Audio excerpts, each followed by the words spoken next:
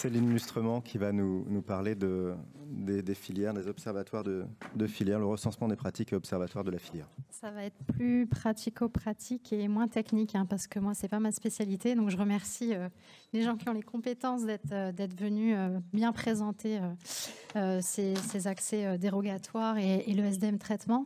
Je vais vous expliquer un peu ce qu'on a pu faire et pu démarrer au sein de la filière. Donc nous, on est vraiment, les actions des filières sont dictées, je pense que vous l'avez compris depuis ce matin, par le PNMR 3.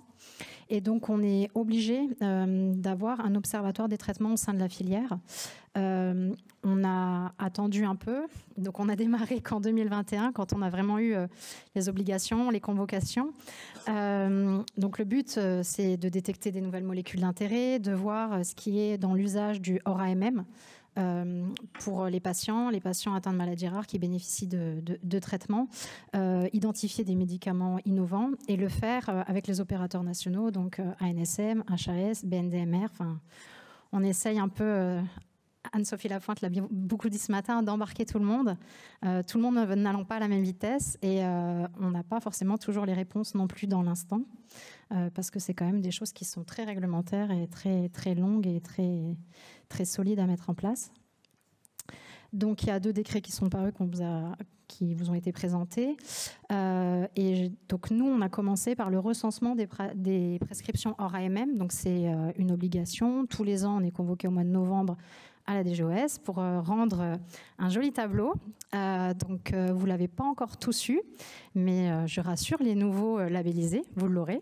Donc, c'est 15 items. Il y a 11 items qui caractérisent le traitement et 4 items qui sont plus sur ce qu'on pourrait faire pour régulariser les pratiques et enrichir les données sur les efficacités des traitements qui sont dispensés.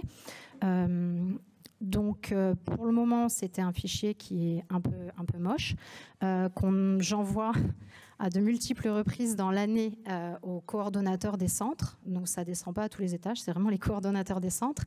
Et je les invite régulièrement, avec de multiples rappels, Monsieur Beltramo, pour qu'on me retourne ces fichiers que je dois moi-même compiler et envoyer pour le 15 octobre au niveau du ministère. Et nous, on est convoqués le 15 novembre à peu près. Et pour rendre des comptes. Et petit à petit, la DGOS, maintenant, on a également la DGS qui est dessus, hein, donc la Direction Générale de la Santé. Et là, le tempo est encore plus rapide avec la fin du PNMR 3 et l'arrivée du PNMR 4 à construire. On a vraiment beaucoup de choses à rendre. Donc, chez Respifil, je vous avoue qu'on était un peu perdus parce que nous, c'était pas vraiment notre cœur de métier de filière de faire du traitement en termes d'équipe opérationnelle. Et on s'est dit un peu comme pour tout ce qui nous tombe dessus et toutes les actions qu'on a à mener, que la force, c'est le groupe. Donc, comme beaucoup de sujets, on s'est regroupé en interfilières pour essayer déjà de voir ce que les autres avaient pu faire, parce qu'il y avait 5 filières qui avaient été nommées pilotes par le ministère. Essayer de voir quel plâtre elles avaient pu essuyer pour que ce soit un peu plus facile pour vous et vous proposer plutôt des solutions plutôt que encore des questions. Donc on a un groupe de travail qui s'appelle Griotte, qui est coordonné par la filière Memo et Fava Multi et qui reprend en fait tous les chefs de projet des 23 filières avec des chargés de mission, des pharmaciens, enfin voilà, tous les gens de bonne volonté qui sont impliqués dans les filières et qui ont envie de partager et d'avancer collectivement. Et donc c'est au sein de ce groupe que nous on a découvert l'outil qui s'appelle le CESCOM, qu'on a acquis l'année dernière, donc on l'a depuis l'année dernière.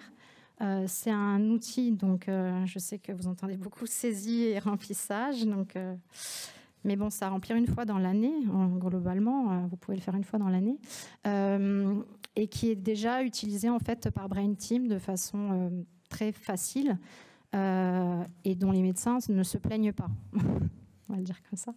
Donc, du coup, cet outil, il est basé sur les codes ORFA et l'ontologie. Donc, en ayant déjà des référentiels qui sont connus quand même dans les maladies rares, ça permet d'avoir aussi une homogénéité des données. Parce que moi, quand j'envoie un fichier Excel, des fois, les pathologies ou les molécules, vous faites des fautes de frappe, des fautes de posologie, des fautes...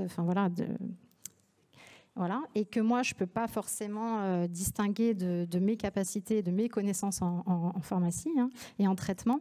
Et donc là, quand même, les choses sont quand même très cadrées et c'est basé sur le TERIAC. Donc, vous avez toutes les DCI, tout est bien normé et ça simplifie aussi le remplissage. Donc, ça uniformise ce fichier Excel, en fait, il est transféré sur le CESCOM. C'est complètement anonyme. Le but, c'est juste de faire le rapport entre la maladie et un traitement. Et puis, ça permet de faire du coup des extractions de façon automatique, sans que j'ai à vous ressolliciter régulièrement, et de pouvoir, moi, récupérer les données sans vous embêter pour les transmettre après à la DGOS et à la DGS. Donc classiquement, c'est le tableau de bord.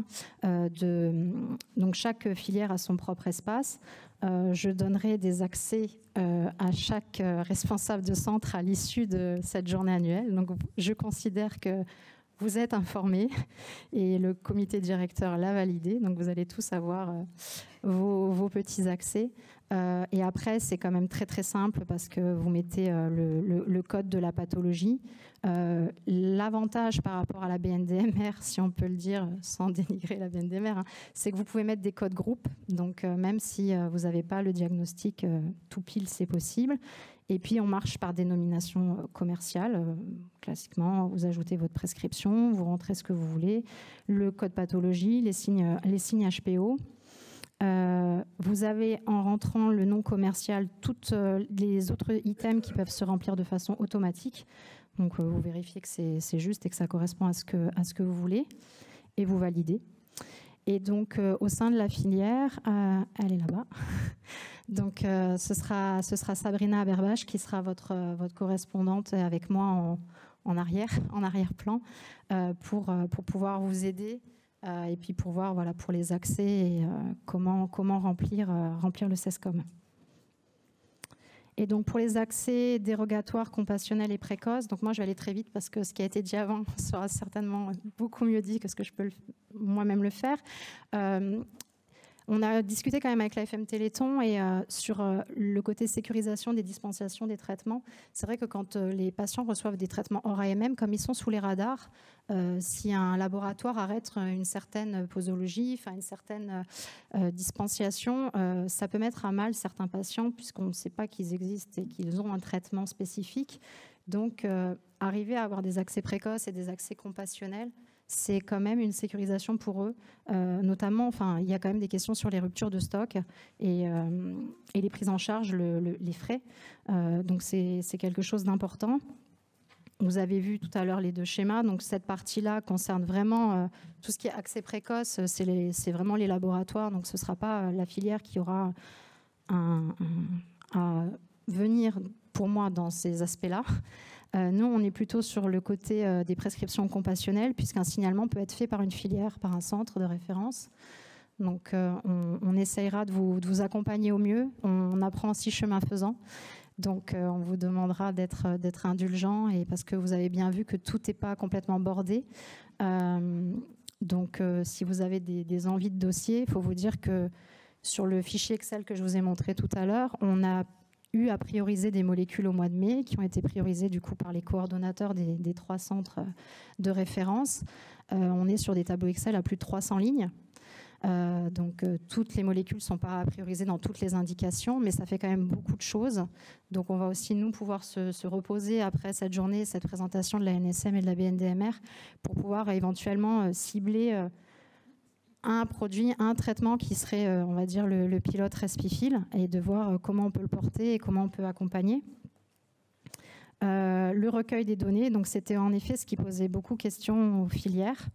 Le PUT, puisqu'apparemment c'est déterminé en tripartite avec les filières. Donc nous, on ne sait pas trop quel est notre rôle, en tout cas en tant qu'équipe opérationnelle, dans toutes ces discussions. Le suivi des prescriptions et le recueil... En effet, ça veut dire que nous, il faut qu'on recrute des ARC, qu'on délègue des ARC à faire d'autres choses que ce qu'on fait habituellement. Donc là, c'est aussi pour les filières un flou, un grand flou de qui fait quoi, comment. En étant moi-même filière, je n'ai pas accès aux données Bamara des centres qui ne m'y autorisent pas. Donc c'est vrai qu'il y a toujours la question de se dire un industriel va pouvoir accéder à certains centres parce qu'il aura payé. Moi, on me demande de faire du monitoring et de diminuer l'errance diagnostique, de vérifier que les données sont propres dans les bases et j'ai pas le droit d'accéder aux données. Donc voilà, c'est aussi la difficulté majeure. Donc j'espère que sur les 5 ans à venir, on arrivera à des choses plus efficaces. Après, les doubles saisies, les triples saisies, tout le monde rêverait que ça disparaisse, mais entre vos registres qu'on ne peut pas chaîner, pas inclure, on sait que ça va être très très compliqué. Et nous, on a vraiment peur de se transformer un peu en CRO qui devront juste gérer des arcs un peu partout. Et ce qu'a dit Anne-Sophie ce matin sur les plateformes d'expertise managériale qui vont recruter aussi des arcs partout, ça veut dire que ça demande une haute aussi qualité de formation de tous ces personnels qui vont émerger partout et qui n'auront pas de connaissance des codes ORFA, des classifications des diagnostics. Et voilà, donc nous, c'est un gros point. Et qui va financer toutes ces saisies? Parce que nous, on a une enveloppe budgétaire qui est fermée. Et en effet, déléguer des moyens sur toute la France, voilà, même si c'est restreint en termes de nombre de centres, il y a quand même une durée sur les saisies. Quand vous parlez de 3 ans, avoir un arc dans un service pour 3 ans, ça tient un peu du miracle, quoi. Donc, bon, c'est sur ces interrogations-là que nous, on est.